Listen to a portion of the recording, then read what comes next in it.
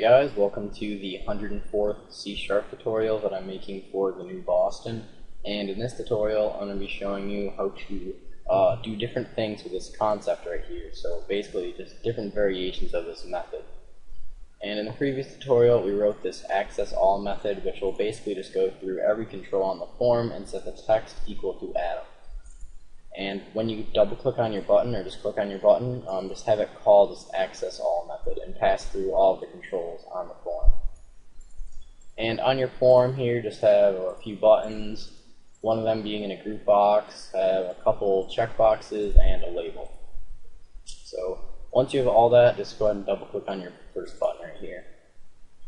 So instead of changing all the text to Adam, let's just go ahead and disable all of the controls. So we're just going to set the enabled property for every control equal to false. So it'll just disable it. So now when we click this button, it should just disable all of the controls on the form right here. Yep. But let's say we wanted to only disable the buttons. So in order to check to see if the control is a button or not, we can just say if C and then use the is keyword to check if it's a button. So if the control is a button, then we want to just disable that control. So now when we click this button, it should just disable only the buttons on the form. Yep, all the other controls are still enabled. But if you wanted to change a property of a control that is only part of that control, such as if you wanted to check both of these checkboxes, we can't do like c.checked. That's not a property for a control. So like checked, yeah, no, it's not there. So what we're going to have to do is first we're going to check to see if it's a checkbox or not. And if it's a checkbox, we're going to have to create a new checkbox. So we're going to say checkbox, and I'll just say ch, I guess, equals c, but as a checkbox. So this will basically just cast C as a checkbox. So we'll convert this control into a checkbox, and then we can use the checked property, because it's only in the checkbox class. It's not in the control class. So now we can do ch.checked, and just set that equal to true.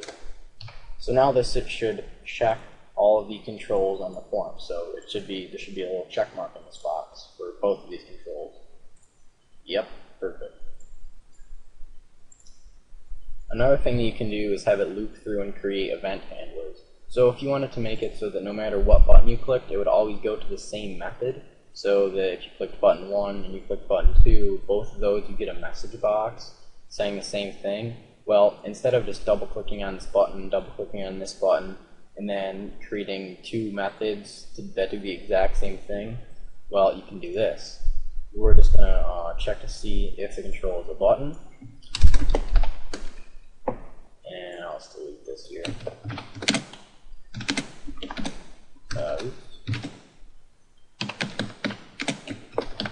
Alright, so basically we're going to check to see if it's a button, and if it is a button, we're going to cast C as a new button, and then we're just going to create a new click event right here, or create a new click event handler. And we're going to do this so that no matter what button you click on the form, it will always go to this method right here, because it basically goes through every control, and if the control is a new button, it will add this click event to that button, and then it will always go to this method. So I'm just going to have a message box display saying you clicked a button. So now if we were to click this button, it will go here. If we were to click this button, it will go here, and if we were to click this button, it will go to this code. So now when we debug, and after we click this button, now no matter what button we click, we should get you clicked a button.